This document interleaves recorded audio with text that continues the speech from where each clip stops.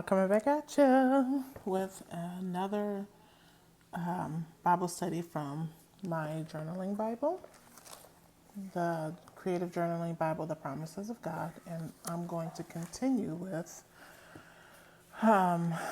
the Psalm 3,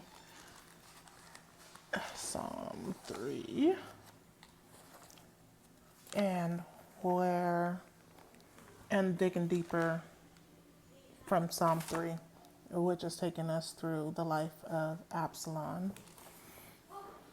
And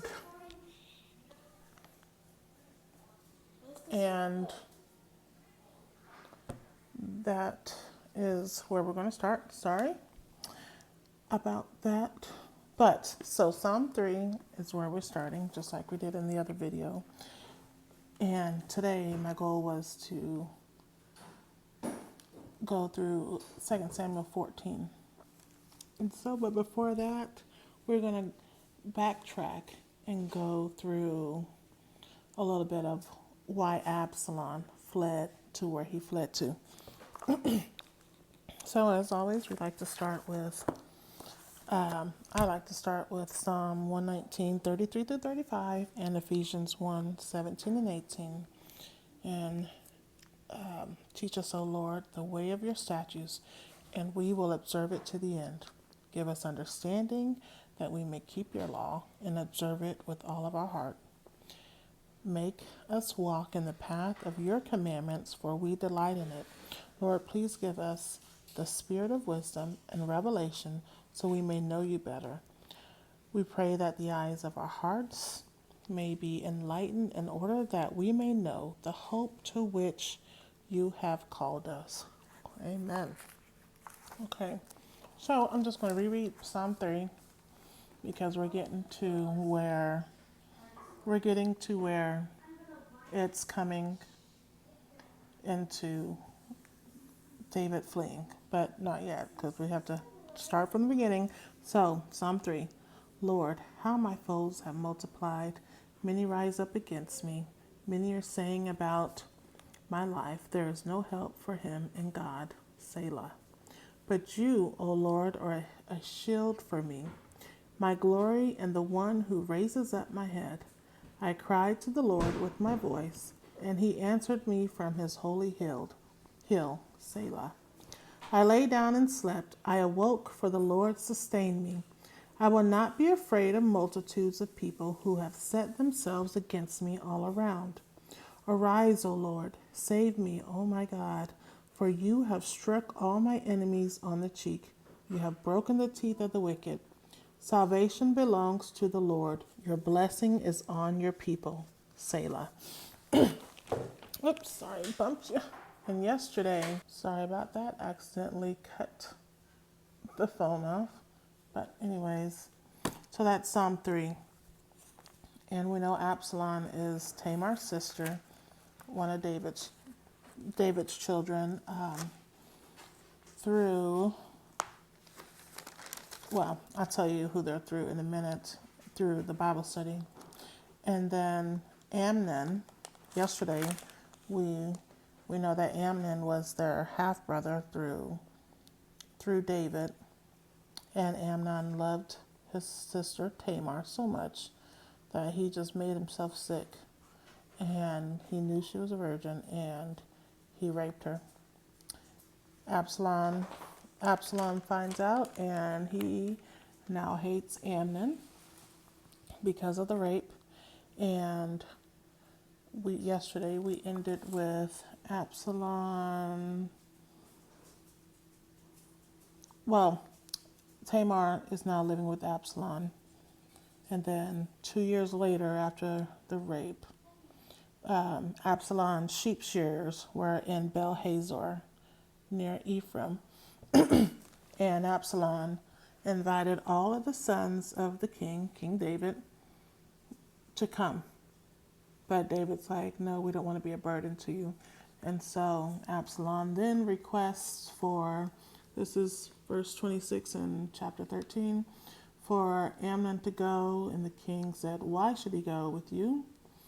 But Absalom kept urging King David to send Amnon until he actually sent him. And then when he got there, Absalom's servants, upon Absalom's command, kills Amnon because of the rape he did with Tamar. And all the brothers, all the king's sons, flee from Absalom. And in the meantime, David hears that all of his sons are dead because of Absalom, but that wasn't true. And so when word gets back, when the sons get back to King David, he sees that only Amnon left, and Jonadab, is that his name? Jonadab, Amnon's friend, informs King David that it was only Amnon that was dead because of the rape he did with Tamar. Absalom flees, and he flees to, now let's see, verse 37 of chapter 13 says, Now Absalom fled and went to Talmai, the son of Ammihud, king of Geshur, but David mourned over his son every day. When Absalom fled and went to Geshur, he was there for 3 years. Then King David longed to go out to Absalom, for he was consoled over the death of Amnon. So, before we start, I don't know why this video is dark, y'all, but hopefully y'all can see all right. It might just be my screen. That's probably what it is. Okay, anyways. So before we start with chapter 14, I started thinking, well, actually, what I did was I went to my Blue Letter Bible app, and this is what I did. I'll just show you. I went to 2 Samuel 14. Oh, well. I was reading through 2 Samuel 14, and I'll just go ahead and start with this part of it. It's fine. So I was reading 2 Samuel 14. Actually, let me think for a hot second. So 2 Samuel 14 I was reading. And as I went to it, I went to verse 11, which says, Then she said, which is a woman that you'll know when I read the whole verse to you, the whole chapter. Please let the king remember the Lord your God, and do not permit the avenger of blood to destroy any more. Actually, let's just read chapter 14 first, and we'll come back to Absalom's fleeing. So, we were caught up. Absalom fled to Geshur, and he was there for 3 years. And that takes us to chapter 14, 2 Samuel 14, and we're going to read the whole chapter. Now, Joab, the son of Zeruiah, recognized that the king's mind was on Absalom. So Joab sent a request to Tekoa and brought from there a wise woman. He instructed her, Act as if you are observing mourning rites. Put on mourning garments and do not anoint yourself with oil, but act like a woman who has been mourning over the dead like this for many days. Then come to the king and speak to him in this manner. And I assume that King David was acting this way. And Absalom has been gone for 3 years. Absalom and Amnon has been gone for 3 years, but we know that King David was longing for Absalom because he had already been consoled over the death of Amnon. So I assume King David was mourning over Absalom because, it's his son, and I'm sure, like any parent, you miss your kids no matter what they do. Well, for the most part. Anyways, thus Joab put the words in her mouth. As the Tekoan woman spoke to the king, she fell on her face toward the ground and bowed low. Then she said, Help me, O king. The king said to her, What troubles you? She responded, Alas, I am a widow, and my husband is dead. Furthermore, your servant has had 2 sons. The 2 of them were fighting in the field, but there was no one to separate them. One struck the other and killed him. Now the entire family has risen up against your maidservant. And they said, deliver him who struck his brother, so that we may kill him for the life of his brother whom he killed, and we will destroy the heir also. So they will extinguish my remaining ember and leave my husband neither name nor remnant on the face of the earth. Then the king said to the woman, go to your house, and I will give orders concerning you. The Tekoan woman responded to the king, may guilt rest upon me in the house of my father, my lord the king, and may the king and his throne be blameless. The king said, whoever speaks to you, bring him to me, and he will not cause you harm again. Then she said, may the king remember the Lord your God, so that the avenger of blood will not continue to destroy, lest they exterminate my son. He said, as the Lord lives, not one hair of your son will fall to the ground. Then the woman said, allow your servant to speak a word to my lord the king. So he said, sorry about that, guys. Got a phone call, but where were we? So he said, speak. Okay, verse 13. The woman said, why have you planned like this against the people of God? The king speaking this word is like a self-conviction, for the king has not brought back his own banished one. We will surely die and are like water spilled on the ground, which cannot be gathered up again. Yet God does not take away a life. He devises plans so that his banished ones will not be cast out from him.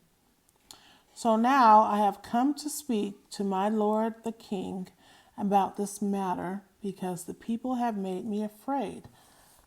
So I thought, I will speak to the king. Perhaps the king will perform the request of his servant. For the king may accept my request to deliver his servant from the hand of the man who would destroy me and my son from the inheritance of God. So your servant thought, may the word of my lord the king provide rest. For like the angel of God, my lord the king discerns good from evil. May the Lord your God be with you. Then the king answered and said to the woman, please do not conceal from me anything that I ask. The king answered and said to the woman, please do not conceal. Okay. The woman said, may my lord the king please speak. The king said, is the hand of Joab with you in all of this? The woman answered and said, as your soul lives, my lord the king, there is no turning right or left from anything that you spoke. My lord the king, for your servant Joab is the very one who commanded me and placed all of these words in my mouth. In order to change the situation, your servant Joab did this thing, but my lord is wise, as with the wisdom of the angel of God, so as to discern everything happening in the land. Then the king said to Joab, this is what I will do. Go and bring back the young man Absalom. Then Joab fell with his face to the ground and bowed low and blessed the king. Joab said, today your servant knows that I have found favor in your eyes, my lord the king, since the king has granted the request of his servant. Then Joab arose and went to Geshur, and he brought Absalom to Jerusalem. The king said, let him turn to his own house. He shall not come into my presence. So Absalom turned to his house and did not come into the king's presence. In all of Israel, there was no man as handsome as Absalom. From the sole of his foot to the top of his head, there was not a blemish on him. When he cut the hair of his head, and at the end of every year he cut it, for it was heavy on him. And at the end of every year he cut it. He weighed the hair from his head at 200 shekels, according to the king's standard. There were born to Absalom 3 sons and 1 daughter, whose name was Tamar. She was a beautiful woman. Absalom lived in Jerusalem for 2 full years without coming into the king's presence. Then Absalom sent a message to Joab, requesting that he send him to the king. But he was not willing to come to him. So he sent a second message, but still he was not willing to come. Then he said to his servants, "See, Joab's field is next to mine, and he has barley there. Go set it on fire." So the servants of Absalom set the field on fire. Then Joab arose, came to Absalom and at his house, and said to him, "Why have your servants set my plot of land on fire?" Absalom said to Joab, "I sent a message to you saying, 'Come, so that I may send you to the king, asking, why have I come from Geshur?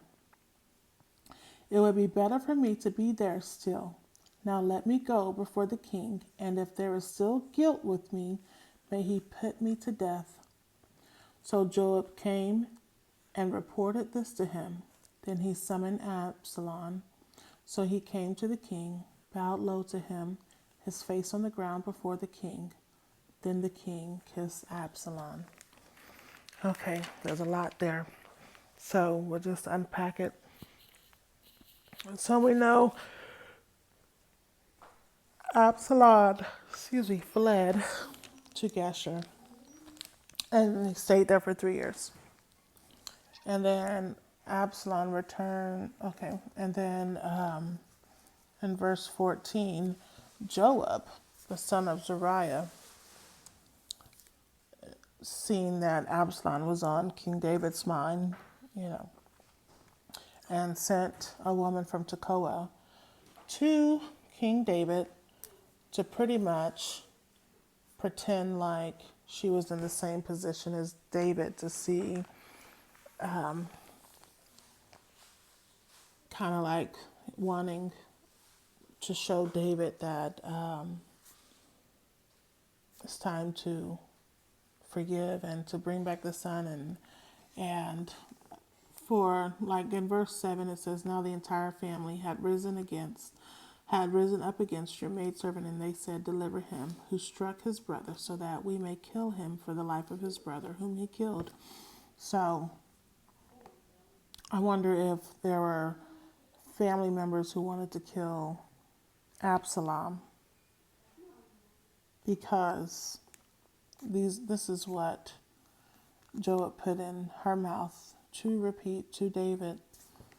And so just makes you wonder who all wanted to kill Absalom because of what he did. And then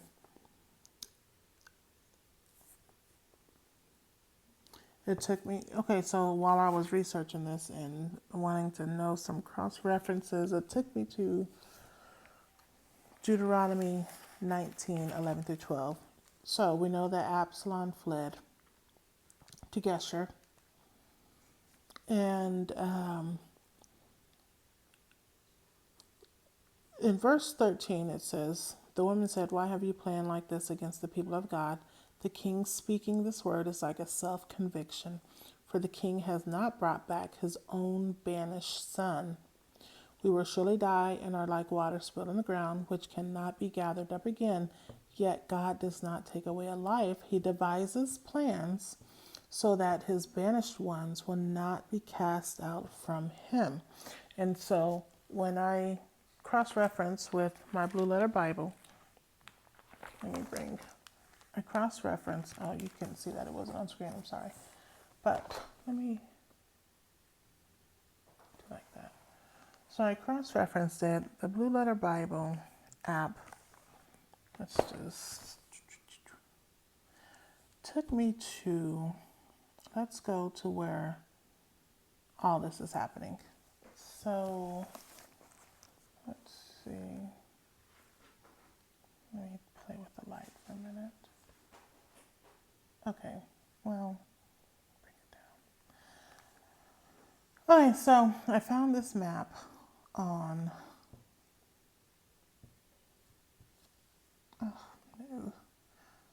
the internet, of course, and it just shows where all this is taking place. Let me try to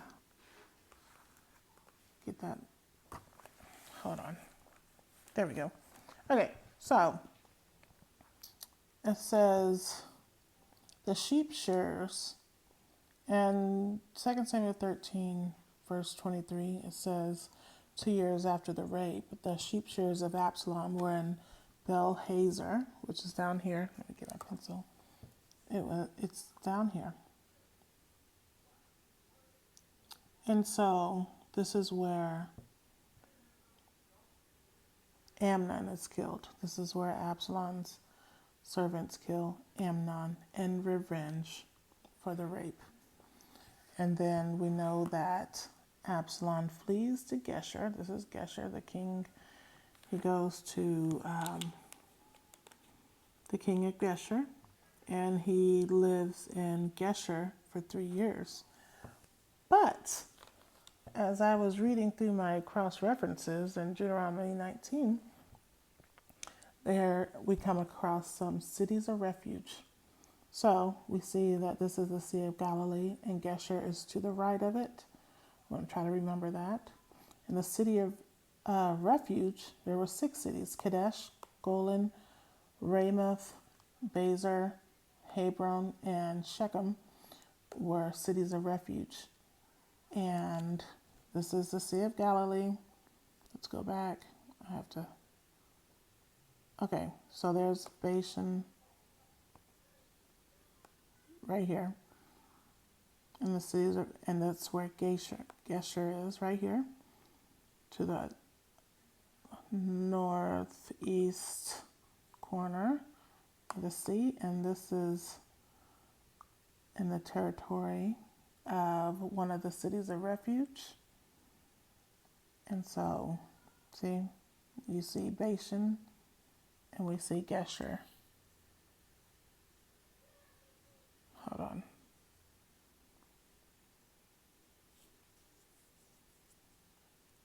Kadesh and Golan. Okay, so it's not, Geshur is not far from the cities of refuge that the Lord had Moses establish. I think it was Moses. We're going to see that in a minute anyways. So, and this is where Absalom was for 3 years, in this area. So let's see what scripture says about cities of refuge. So we're going to go to Deuteronomy 19, verses 11 through 12. Actually, what brought me here was Numbers. Hold on, let me find it real quick. In the Blue Letter Bible. 2 Samuel. Numbers 35, 19 through 27. 19 and 27. So let's see what it says about the cities of refuge. And these are the Levite cities. And the Lord spoke to Moses. This is 35 of Numbers. And the Lord spoke to Moses in the plains of Moab by Jordan and near Jericho, saying, Command the children of Israel, and they will give to the Levites the inheritance of their possession, cities to dwell in, and you will give the Levites pasture lands around the city. The cities will be for them to dwell in, and their pasture lands will be for the livestock and for the property and for the animals. Okay, and so we're going to go to 19. Actually, we're going to go up. So the cities of refuges starts in Numbers 35, starts in verse 6.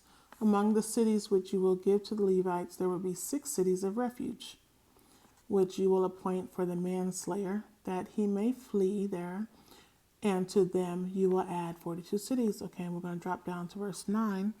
The Lord spoke to Moses, saying, Speak to the children of Israel and say to them, when you are crossing over the Jordan to the land of Canaan, then you shall designate cities as your cities of refuge, so that a manslayer who unintentionally kills a person may flee there. So if someone unintentional kills someone, they can flee to these cities. The cities will be for a refuge from the avenger, so that the manslayer does not die until he stands trial before the assembly. Okay, let's drop down to verse 19. The avenger of blood himself will slay the murderer. When he meets him, he will slay him. But if he pushed him out, then let's go to 27. Verse 27, and these are the cross references I looked up. And the avenger, we'll just go up to 26. But if the manslayer will go out at any time beyond the border of the city of his refuge where he fled, and the avenger of blood finds him outside the borders of the city of his refuge, and the avenger of blood kills the manslayer, he will not be guilty of blood, because the manslayer should have remained in the city of his refuge until the death of the high priest. But after the death of the high priest, the manslayer may return to the land of his possession. And then that took me, so reading about the city of the refuge in Numbers, it also took me to Deuteronomy 4. Deuteronomy 4. This is just how I go deeper and see the times that they're in. Because we know that Absalom fled, and these are for people who unintentionally kill. People who unintentionally kill someone, they go to these cities of refuge. And if they stay there, then their avenger can't kill them. And he just stays there until the high priest dies, and he can go back to his city. So what did I say? Sorry. Deuteronomy 4.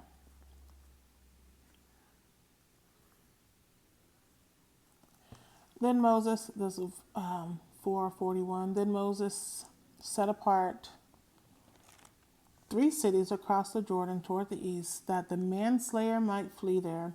That is, anyone who killed his neighbor unintentionally without hating him in time past could flee to one of these cities and live. Bezar in the wilderness, and the plateau of the Reubenites, and Ramoth and Gilead of the Gadites, and Golan and Bashan of the Manassites. But we know, hold on, let me go back to where I first was in Numbers.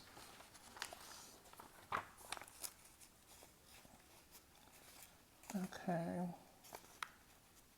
So y'all are coming with me as I, Numbers 35, 19, 41, 43. Okay, that's what I just read. Cool. I want to make sure I'm on the path that I was on when I started piecing these things together.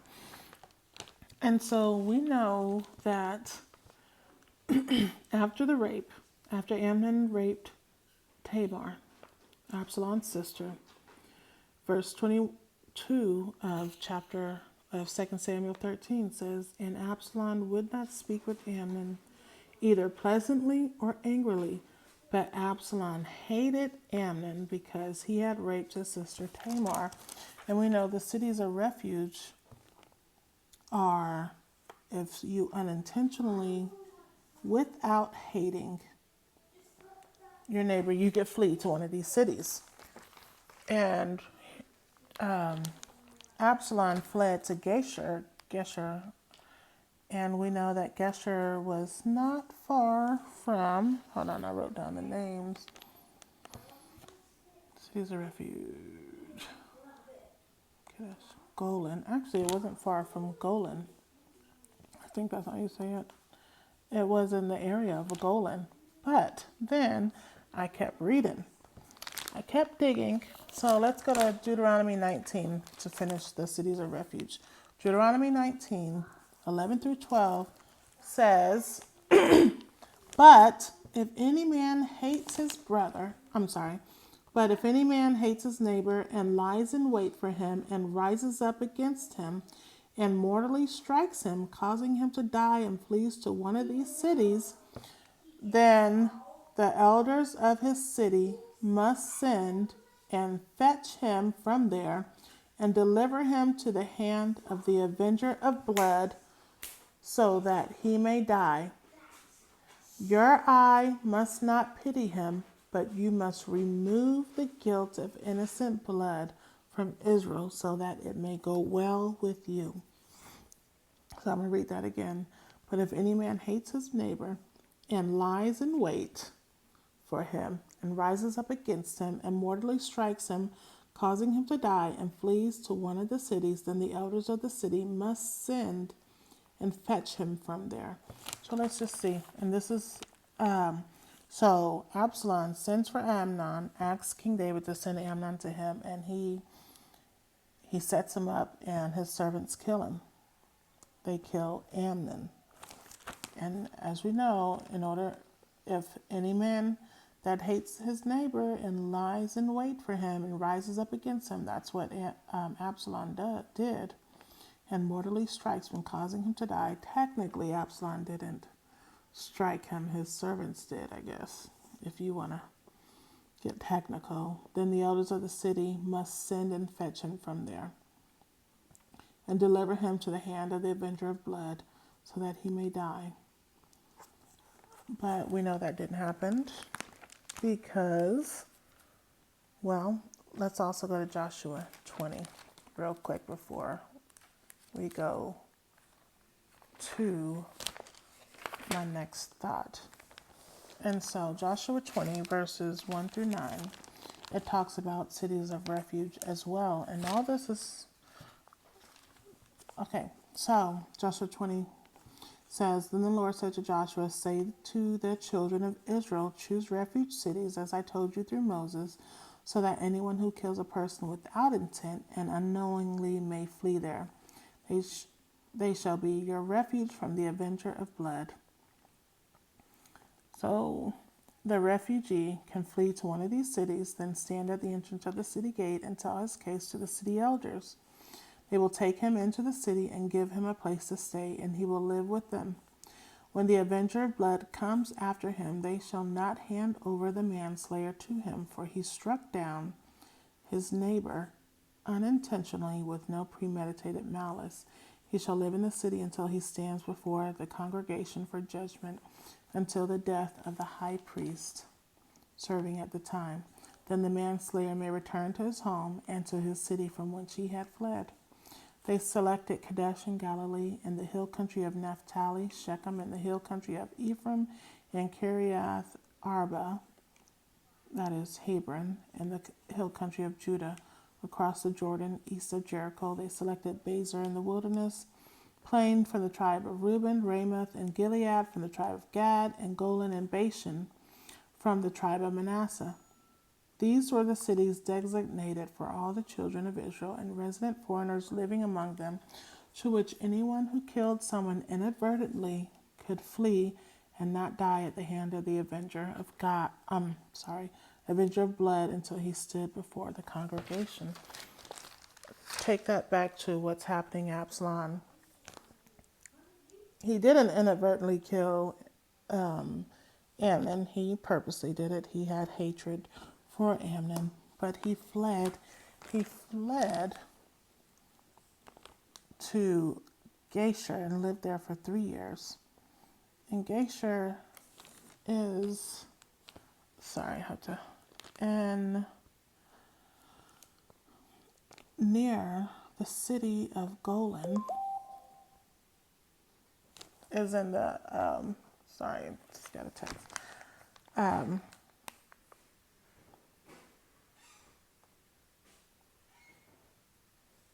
Sorry, guys. Okay. Anyways, Geshur is over here, and around this city, or the town of Golan, I don't know how to say it, but it's in the area. So it made me wonder, is that why Absalom granted Geshur, but then it says in 2 Samuel 13, verse 37, now Absalom fled and went to Talmai, the son of Ammihud, king of Geshur. And then I was like, okay, so who is Talmai, the son of Ammihud? And Talmai, the king of Geshur, is Absalom's grandfather through his mother. It's his mom's. Talmai is Absalom's mom's daughter. And so that makes sense for him to run and flee to Geshur if that's where his grandfather lives. I mean, that's his grandfather's kingdom, I guess, or, the king of Geshur is Absalom's grandfather. So these were my thoughts in reading all of this, because I was like, oh, well, that makes sense to run to your family close to the town of cities of refuge. And then as we know in Joshua, it says the people of Joshua, the people, what page is that, 20? Hold on, guys. It says, if someone goes to refuge into these cities, and they are guilty of killing someone, the elders of the city, that's what I was looking for, the city elders are supposed to release him back to the avenger. So I can see why, if Geshur is near this city, I don't know, maybe that's a reach, but if it's all, because those are the laws of the time, and just knowing that all this is going on and the cities of refuge is near Geshur, then maybe that's why, maybe that is why the king did not turn Absalom over to King David, because they're all family, and it's understandable what happened and why he did it. So it's like a conflict within yourself, I guess. Your son is avenging the rape of your daughter, but the rapist is your other son. So that's a crazy position to be in as a parent. So that is where my mind took me for what is happening and what's going on. So tell me your thoughts. Tell me what you get. Read it on your own. And I went to Deuteronomy 19, 11, 12, Numbers. That was the other one. I went through Numbers.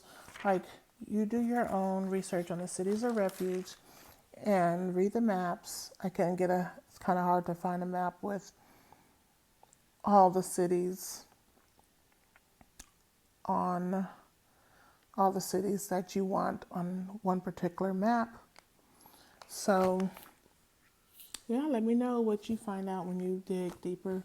Joshua 20, verses 1 through 9 also is on cities of refuge. So let me know what you think or what is revealed to you through your own Bible study of 2 Samuel 14. And I just find it so interesting that he ran to Geshur and that that's his grandfather. So it made sense for him to run there. Also, another nugget that I found that, I don't know, just something interesting, is how in all Israel there was no man as handsome as Absalom. So he was handsome from the sole of his feet to the top of his head. There was not a blemish on him. When he cut the hair of his head, he weighed the hair from his head at 200 shekels, according to the king's standards. So he was very prideful of his hair, even though it was so heavy. It was a source of pride, and hair was considered a great ornament. The longer the hair, the more esteemed it was, and it was about 3 pounds of hair. So I thought that was very interesting as well about the hair. And I did find some more things on the hair, but I don't know what I did with it. I was all over the place, and now I can't find where. But anyways, so yeah, I was reading some commentaries on what other people thought about the hair, and so I just found that was very interesting. That he didn't have, it doesn't say he had the wisdom or anything. It just said that his hair, so he's very prideful of his looks because he's obviously handsome and his hair was beautiful, and so where was the wisdom at? But anyways, that was one thing that also stuck out to me in 2 Samuel 14. And then my last nugget would be on the so Absalom, in verse 29 it says, verse 28, we'll go backwards. Absalom lived in Jerusalem for 2 full years without coming to the king's presence. Then, actually, let me backtrack. Verse 27. Absalom had 3 sons and 1 daughter. He named his daughter Tamar. And his sister's name is Tamar, so I thought that was a pretty cool, it just shows you the love he had for his sister Tamar, naming his daughter Tamar. Okay, and so Absalom lived in Jerusalem for 2 full years without coming into the king's presence. Then Absalom sent a message to Joab requesting that he send him to the king, but he was not willing to come to him. Joab didn't come to Absalom when he was requesting it. So in order for Absalom to get Joab's attention, he had his servants set his fields on fire. And so once that happened, Joab comes to Absalom and says, "Why did you set my fields on fire?" And he's like, I want to go before the king. And so sorry about the background. I want to go before the king. Let me go before the king. If there is still guilt with me, may he put me to death. So Joab, in verse 33, Joab came and reported this to him. Then he summoned Absalom. And so he came to the king, bowed low to him, his face on the ground before the king. Then the king kissed Absalom. He forgave his son. Proverbs 17:9 says, "Love prospers when a fault is forgiven, but dwelling on it separates close friends." Break the chains of unforgiveness, because when we're unforgiving, the unforgivers, are living in misery. We're the ones miserable because the unforgiveness is eating at us more than so the person that we have not forgiven.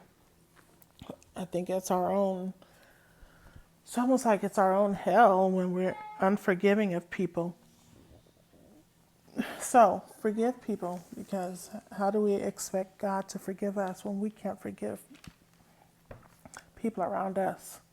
We're all sinners, and thank God that He forgives us for when we come to Him and repent, and we're all just, none of us are better than the other. We're all living a life of sin, unfortunately, and we just need to forgive others. Forgive them. So there's a lot to pack in here. I want to know what you got from 2 Samuel 14 and what you think about Absalom's fleeing, and if you know more of the inside of the cities of refuge and King of Geshur. which was so interesting to me. Yeah, and the Tekoan woman, how because she was a wise woman, so it was her words. The woman said, "Why have you planned like this against the people of God?" The king speaking, this word is like a self-conviction. So she's very wise in telling him, look, you're telling me this, but you're not living the same life because you're holding on to, I guess, the unforgiveness that you have towards Absalom for killing Amnon. So, I don't know. It's a very awesome, I don't know if it's awesome, if that's the word I want to use, but it's a very intriguing chapter. And so, dig deep on your own time in 2 Samuel 14 and let me know in the comments what you think and what you gleaned from your own Bible study time. And the next time we will go, my goal is to go to chapter 15, but again, I backtracked at chapter 13 and I didn't know I was, but the Holy Spirit leads us when we are in Bible study. So let me know, and I hope all this made sense. My sometimes to me it sounds like rambling because my brain is, the thoughts in my head are going a mile a minute as I'm going through the Bible study and the cross references, and then when I'm telling you, other things are being revealed, and it's like, I don't know. You're just watching the process of my brain working at the same time I'm trying to read it to y'all, and so it might sound a little confusing, and I apologize, but it's very interesting. I encourage you to just go and do your own Bible study and see what the Lord has for you. So y'all have a great day. God bless you, and we'll see you next time.